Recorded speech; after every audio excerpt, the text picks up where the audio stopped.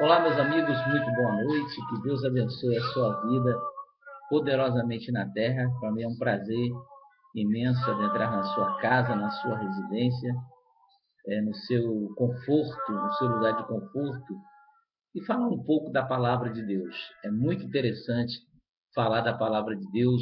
Eu gosto, eu amo transmitir a Bíblia Sagrada, a palavra de Deus aos amados. Como é bom transmitir a palavra de Deus aos amados, né? E trazer mensagens do nosso dia a dia. E uma das coisas que tem acontecido nos últimos dias, nesses últimos dias do nosso tempo, é a guerra que tem acontecido no mundo, lá na Síria, né? Um grupo extremista lutando contra Israel para destruir Israel. Então, eu gostaria de falar sobre a guerra de Satanás contra Deus, para que você possa entender, né? Porque a profecia bíblica sobre o fim dos tempos faça sentido, é preciso entender primeiro, tá? O que aconteceu no princípio de tudo, a fim de saber para onde vamos e a história humana caminha nessa direção. Embora o ser humano esteja visceralmente envolvido no desdobramento da história, ninguém, absolutamente ninguém, tá? Você precisa entender isso aqui, que ninguém, tá? Vai conseguir entender o propósito e objetivo dela, sem antes conhecer o que Deus revela acerca da esfera angelical. Tudo começou quando Satanás declarou a sua independência de Deus, logo depois da criação. Começa a batalha pelo planeta e não para. Batalha serrante correndo pelo mundo afora. Os textos de Ezequiel, você pode conferir aí, Ezequiel capítulo 28 e Isaías 14, são duas principais passagens bíblicas que nos mostra a entrada do pecado no universo por ocasião da queda de Satanás. O capítulo 28 de Ezequiel inicia com um pronunciamento do juízo contra os príncipes de Tiro, que mostra ser uma referência a Lúcifer, ou seja, a Satanás, aquele que realmente atua por detrás desse rei humano, né? Desse rei humano. Você confira em Ezequiel no capítulo 28, 11 e 19. Os versículos 14 e 15 de Ezequiel 28 dizem: Tu eras querubins da guarda ungido, e te estabeleci permanências no monte santo de Deus, no brilho das pedras andavas, perfeito eras no teu caminho, desde o dia em que foste criado, até que se achou iniquidade em ti, apesar de ter sido criado em beleza e perfeição. Satanás, o anjo de Deus mais elevado na hierarquia, a gente pode dizer assim, o mais elevado na hierarquia celestial, né? A palavra fala aqui que Satanás ele era um anjo perfeito, né? Perfeito em tudo, perfeito em tudo. Aquele que realmente tinha autoridade no céu, era respeitado, era querido, era até adorado por alguns anjos. Vamos entender isso aqui no livro de Ezequiel, no capítulo 28, 11, 19. Ele diz assim: eras querubins da guarda, ungido, e te estabeleci permanências no Monte Santo de Deus. No brilho das pedras andava, perfeito eras no teu caminho, desde o dia em que foste criado, até que se achou iniquidade em ti. Apesar de ter sido criado em beleza, perfeição, Satanás, o anjo de Deus, mais elevado na hierarquia angelical, caiu em pecado e arrastou consigo 1/3 dos anjos dos céus. Apocalipse, capítulo 12, versículo 4 e 9. O texto de Isaías 14 é outra passagem bíblica fundamental para esclarecer acerca da queda de Satanás. O profeta registra a famosa declaração de Satanás em sua rebelião contra Deus. Dizia assim: tu dizias no teu coração, eu subirei ao céu acima das estrelas de Deus, exaltarei o meu trono no monte da congregação e me assentarei nas extremidades do norte. E subirei, olha só, e subirei acima das mais altas nuvens e serei semelhante ao Altíssimo. No versículo 13 e 14. E Deus respondeu a tal declaração da seguinte forma. Olha o que Deus respondeu para Satanás. Disse assim: contudo, serás precipitado para o reino dos mortos, no mais profundo abismo. No versículo 15, veja a resposta de Deus a Satanás. Ele se exaltou e Deus humilhou ele.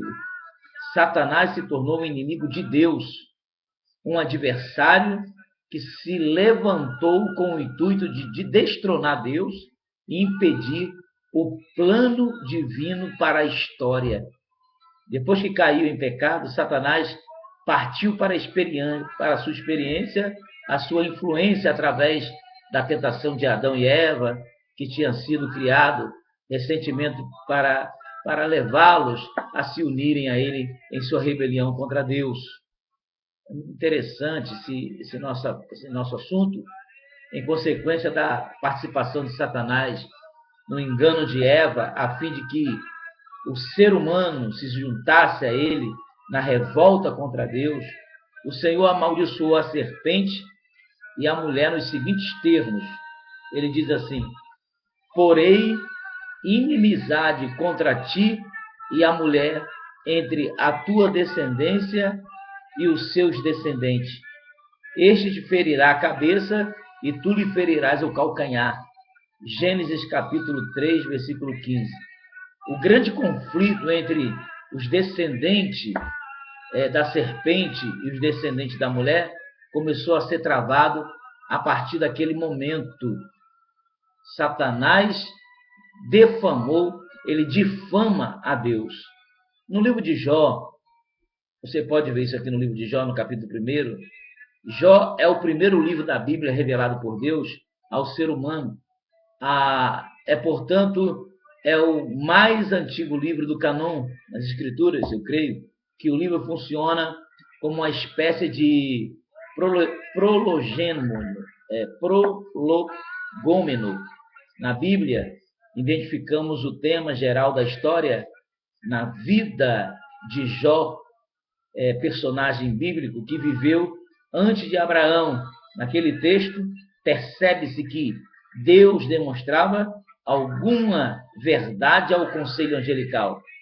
Através dos acontecimentos na vida de Jó, apesar das terríveis provocações que Jó suportou, Deus abençoou esse homem no fim de sua vida, muito mais que o abençoou no começo, desbocando assim, deste modo, a falência da acusação satânica fundamental, de que Deus não sabe o que faz.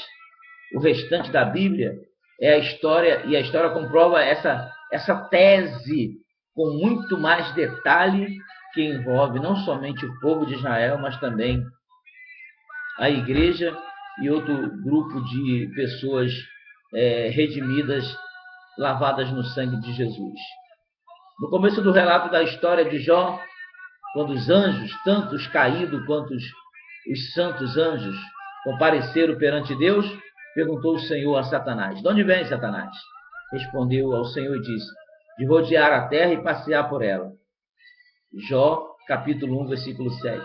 À medida que acompanhamos o desenrolar do diálogo entre Deus e Satanás, descobrimos que, apesar de o diabo ter poder para investir contra a vida de seres humanos, não quer dizer necessariamente que ele possa fazê-lo quando bem entender. Satanás precisa da permissão de Deus para provocar calamidade na vida do ser humano. Ele primeiro precisa pedir a Deus permissão. O Senhor iniciou sua conversa com Satanás perguntando o seguinte: observaste o meu servo Jó? Capítulo 1, versículo 8. Em seguida, Satanás solicitou a permissão do Senhor para causar danos a Jó. Satanás, obviamente, não pediria consentimento numa questão como essa, se não fosse necessário. O diabo admitiu que Deus fizesse uma cerca viva. Ele viu uma cerca viva, uma cerca de proteção ao redor da vida de Jó e de sua família. Proteção essa que o impedia de atacar sorrateiramente a Jó sem a permissão de Deus. Após conceder permissão, Deus deu permissão a Satanás. O Senhor estabelece os seus limites de sofrimento que ele poderia atingir. Jó, você pode conferir 1:12 e Jó 2:6. Durante o diálogo entre Deus e Satanás, o diabo acusa o Senhor de não ser um Deus bom, tá? De não saber o que faz, o de ser alguém que só obtém lealdade do ser humano porque compra a pessoa com bens e benefícios. Percebe-se que o alvo de Satanás é obstruir o progresso do plano de Deus, para que possa provar a sua tese de que Deus não sabe governar o universo. Na realidade, Satanás acredita que é capaz de governar melhor do que Deus. Essa é a razão pelo qual a luta entre as descendências da serpente e a descendente da mulher se trava na história e chega ao seu clímax nos últimos dias, durante o período de 7 anos de tribulação. E nós estamos vivendo esses anos de tribulação, viu, gente? Satanás ataca Israel. O conflito entre os descendentes da mulher e os descendentes da serpente concentrou seu foco sobre Israel, porque o Messias viria da nação eleita de Deus. Portanto, se Satanás, em alguma ocasião, conseguisse frustrar o plano de Deus e impedir a sua concentração na história, teria atingido seu intento de obstruir o propósito de Deus e teria provocado sua alegação inicial de que o Senhor, olha só, de que o Senhor não merece ser Deus, o Altíssimo. A todo tempo, Satanás tem provocado a Deus. A todo tempo, Satanás tem procurado irritar a Deus, tentando destronar e desmoralizar as coisas do Senhor. Todo o livro do capítulo 12 do livro de Apocalipse mostra a razão pelo qual Satanás atacará a Israel no meio período da tribulação e tentará eliminá-lo, ou seja, porque Satanás atacará a Israel, porque Satanás sabe que Àquela altura, pouco tempo lhe resta para evitar o cumprimento do plano de Deus. O objetivo essencial de Satanás é impedir a segunda vinda de Cristo. Como ele poderia alcançar esse objetivo? Como ele poderia alcançar esse objetivo? Ele acredita que pode atingi-lo pela destruição dos judeus. É verdade. Olha aí esse martírio que tem acontecido nesses últimos dias. Todo mundo vendo, no mundo todo, por meio da internet, por meio da televisão. Não é verdade? A segunda vinda de Cristo acontecerá no momento em que a nação de Israel aceitar Jesus Cristo como seu Messias e invocar seu nome para que eles os salvem do Armagedon. Se esse acontecimento milagroso não ocorresse, Israel seria aniquilado naquele momento de grande tribulação. Desse modo, o capítulo 12 de Apocalipse oferece uma compreensão clara desse conflito que vem sendo travado há milhões e milhões de anos, desde o início do mundo, e que perdura para se tornar uma questão de extrema importância no ponto culminante da história. O texto de Apocalipse, capítulo 2, nos mostra que 1/3 dos anjos caiu em pecado e seguiu a Satanás por ocasião da sua volta inicial. Entendemos esse fato e constatarmos que as estrelas nessas passagens simbolizam os anjos. Compare com Apocalipse capítulo 9, versículo 1. Essa foi uma guerra no céu, o que ocasionou a expulsão de Satanás e seus anjos para a terra antes do nascimento do filho da mulher, onde se conclui tal acontecimento. Faz parte da história passada. Uma segunda guerra é mencionada em Apocalipse no capítulo 12, versículos 7 e 9, que vem a ser a última tentativa satânica de conquistar o céu e exterminar o menino após o seu nascimento. É muito forte o que está acontecendo neste momento. E que Deus possa nos abençoar com esta palavra, em o nome do Senhor Jesus.